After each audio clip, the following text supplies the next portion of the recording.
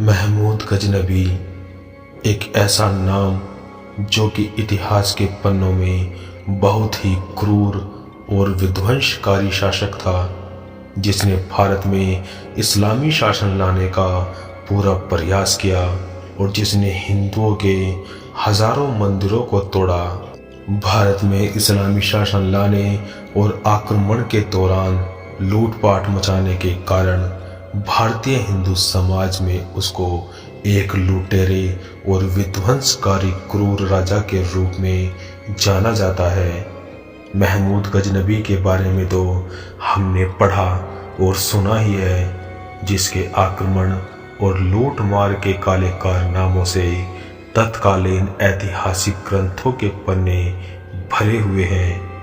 महमूद गजनबी मध्य अफगानिस्तान में केंद्रित गजनवी वंश का एक महत्वपूर्ण शासक था, जो पूर्वी ईरान भूमि में साम्राज्य विस्तार के लिए जाना जाता है। वह तुर्क मूल का था और अपने समकालीन सल्जुक तुर्कों की तरह पूर्व में एक सुन्नी इस्लामी साम्राज्य बनाने में सफल हुआ। महमूद गजनबी गजनी का शासक था, जिसने 971 से 1030 तक शासन किया। वह सुबुक्तगीन का पुत्र था। भारत की धन संपत्ति से आकर्षित होकर गजनबी ने भारत पर कई बार आक्रमण किए। वास्तव में गजनबी ने भारत पर 17 बार आक्रमण किया। उसके आक्रमण का मुख्य मकसद भारत की संपत्ति को लूटना था। उसके द्वारा जीते गए प्रदेशों में आज का पूर्वी ईरान, अफगानिस्तान और मध्य एशिया, पाकिस्तान, उत्तर पश्चिम भारत शामिल थे।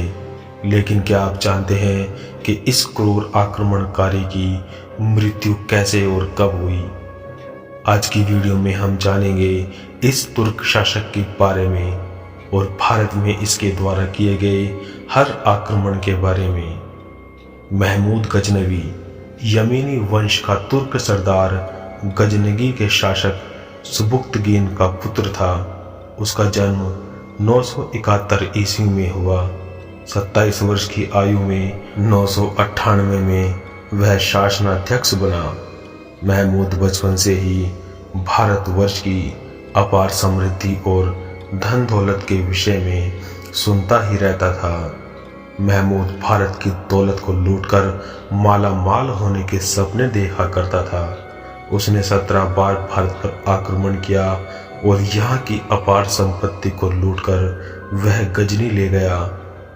आक्रमणों का यह सिलसिला 1001 ईस्वी से आरंभ हुआ। महमूद इतना विध्वंसकारी शासक था कि लोग उसे मूर्ति भंजक कहने लगे, क्योंकि उसने हिंदुओं के बहुत मंदिरों को तोड़ा था। महमूद का सबसे बड़ा आक्रमण 1026 ईस्वी में काठियावाड़ के सोमनाथ मंदिर पर था। देश की पश्चिमी सीमा पर प्राचीन और वर्तमान सौराष्ट्र यानी गुजरात के काठियावाड़ में सागर तट पर सोमनाथ महादेव का प्राचीन मंदिर है। स्कंद पुराण में इसका उल्लेख मिलता है। चालुक्य वंश का भीम उस समय काठियावाड़ का शासक था। महमूद के आक्रमण की सूचना मिलते ही वह भाग खड़ा हुआ। विध्वंसकारी महमूद ने सोमनाथ मंदिर का शिवलिंग तोड़ डाला, मंदिर को ध्वस्त किया, हजारों लोगों और पुजारियों को मौत के घाट उतार दिया। वह मंदिर का सोना और भारी खजाना लूट कर ले गया। अकेले सोमनाथ मंदिर से उसे अब तक की सभी लूटों से अधिक धन मिला था। उसका अंतिम आक्रमण 1027 ईस्वी में हुआ। उसने पंजाब को अपने राज्य में मिला लिया और लाहौर का नाम बदलकर महमूदपुर कर दिया था। महमूद के इन आक्रमणों से भारत के राजवंश दुर्बल हो गए और बाद के वर्षों में मुस्लिम आक्रमणों के लिए यहाँ का द्वार खुल गया। महमूद का पहला आक्रमण 1000 ईस्वी में भारत के समीपवर्ती नगरों में हुआ, पर यहाँ उसे कोई विशेष सफलता नहीं मिली। दूसरा आक्रमण 1002 ईस्वी में अपने दूसरे अभियान के अंतर्गत महमूद गजनवी ने सीमांत प्रदेशों के शासक जयपाल के विरुद्ध युद्ध किया, उसकी राजधानी बेहिंद पर अधिकार कर लिया। जयपाल इस पराजय के अपमान को सहन नहीं कर सका और उसने आग में जलकर आत्मदाह कर लिया। तीसरा आक्रमण 1004 ईस्वी। महमूद गजनवी ने उच्च के शासक वाजीरा को दंडित करने के लिए आक्रमण किया। महमूद के भय के कारण वाजीरा सिंधु नदी के किनारे जंगल में शरण लेने के लिए भागा और अंत में उसने आत्महत्या कर ली। चौथा आक्रमण 1005 ईस्वी। महमूद गजनवी ने मुल्तान के शासक दाऊद के विरुद्ध मार्च किया। इस आक्रमण के दौरान उसने बठिंडा के शासक आनंदपाल को पराजित किया और बाद में दाऊद को पराजित कर उसे अधीनता स्वीकार करने के लिए बाध्य कर दिया। पांचवा आक्रमण 1007 ईस्वी। पंजाब में ओहिंद पर महमूद गजनवी ने जयपाल के पुत्र सुखपाल को नियुक्त किया था। सुखपाल ने इस्लाम धर्म ग्रहण कर लिया था और उसे नौशाद कहा जाने लगा। 1007 ईस्वी में सुखपाल ने अपनी स्वतंत्रता की घोषणा कर दी। महमूद गजनवी ने ओहिंद पर आक्रमण किया और नौशाद को बंदी बना लिया। छठा आक्रमण 1008 ईस्वी। महमूद ने 1008 ईस्वी में अपने इस अभियान के अंतर्गत पहले आनंदपाल को पराजित किया। बाद में उसने इसी वर्ष कांगड़ी पहाड़ी में स्थित नगरकोट पर आक्रमण किया। इस आक्रमण में महमूद को अपार धन की प्राप्ति हुई। सातवां आक्रमण 1009 ईस्वी। आक्रमण के अंतर्गत महमूद गजनवी ने अलवर राज्य के नारायणपुर पर विजय प्राप्त की। आठवां आक्रमण 1010 ईस्वी। महमूद का आठवां आक्रमण मुल्तान पर था। वहां के शासक दाऊद को पराजित कर उसने मुल्तान के शासक को सदा के लिए अपने अधीन कर लिया। नौवां आक्रमण 1013 ईस्वी।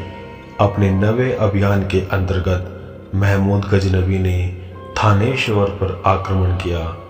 10वां आक्रमण। महमूद ने अपना 10वां आक्रमण नंदशाह पर किया। हिंदू शाही शासक आनंदपाल ने नंदशाह को अपनी नई राजधानी बनाया था। वहाँ का शासक त्रिलोचन पाल था। त्रिलोचन पाल ने वहाँ से भागकर कश्मीर में शरण ली। तुर्कों ने नंदशाह में लूटपाट की। 11वां आक्रमण 1015 ईस्वी। महमूद का यह आक्रमण त्रिलोचन पाल के पुत्र भीमपाल के विरुद्ध था, जो कश्मीर पर शासन कर रहा था। युद्ध में भीमपाल पराजित हो गया। 12वां आक्रमण। अपने 12वें अभियान में महमूद गजनवी ने कन्नौज पर आक्रमण किया। उसने बुलंदशहर के शासक हरदत्त को पराजित किया। उसने महावन के शासक बोलाचंद पर भी आक्रमण किया। 1019 ईस्वी में उसने पुनः कन्नौज पर आक्रमण किया। वहाँ के शासक राज्यपाल ने बिना युद्ध किए ही आत्मसमर्पण कर दिया। राज्यपाल द्वारा इस आत्मसमर्पण से इंजर का चंदेल शासक क्रोधित हो गया। उसने ग्वालियर के शासक के साथ संधि कर कन्नौज पर आक्रमण कर दिया और राज्यपाल को मार डाला। 13वां आक्रमण 1020 ईस्वी। महमूद का 13वां आक्रमण 1020 ईस्वी में हुआ था।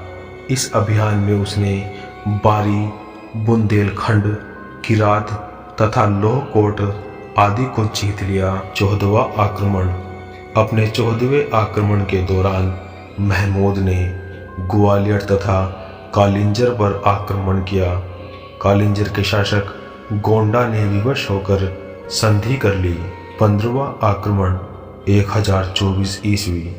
इस अभियान में महमूद गजनवी ने लोहदुर्ग यानी जैसलमेर, चिकलौदर गुजरात तथा अहिलवाड़ गुजरात पर विजय स्थापित की। 16वां आक्रमण 1025 ईस्वी। इस 16वें अभियान में महमूद गजनबी ने सोमनाथ मंदिर को अपना निशाना बनाया। उसने सभी अभियानों में यह अभियान सर्वाधिक महत्वपूर्ण था। सोमनाथ पर विजय प्राप्त करने के बाद उसने वहां के प्रसिद्ध मंदिरों को तोड़ दिया और अपार धन प्राप्त किया। यह मंदिर गुजरात में समुद्र तट पर अपनी अपार संपत्ति के लिए प्रसिद्ध था। इस मंदिर को लूटते समय महमूद ने लगभग 50,000 ब्राह्मणों एवं हिंदुओं का कत्ल किया। यह महमूद गजनबी का अंतिम आक्रमण था। यह आक्रमण सिंध और मुल्तान के तटवर्ती क्षेत्रों के जाटों के विरुद्ध था। इसमें जाट पराजित हुए। गजनबी भारत की अधिक धन संपत्ति से आकर्षित था। इसी कारण उसने भारत पर एक के बाद एक हमले किए। इसने भारत पर आक्रमण के दौरान धार्मिक आयाम को भी जोड़ा। गजनी ने सोमनाथ, कांगड़ा, मथुरा और ज्वालामुखी के मंदिरों को नष्ट किया। अपने अंतिम काल में महमूद गजनबी असाध्य रोगों से पीड़ित होकर असहनीय कष्ट पाता रहा। अपने दुष्कर्मों को याद कर उसे घोर मानसिक क्लेश था। वह शारीरिक एवं मानसिक कष्टों से ग्रसित था। उसकी मृत्यु सन 1030 अप्रैल 30 गजनबी में मलेरिया के कारण हो गई। उसकी मौत बड़ी ही दुखदायक और कष्टदायक थी। आज की हमारी ये वीडियो यहीं तक। मिलते हैं नेक्स्ट वीडियो में।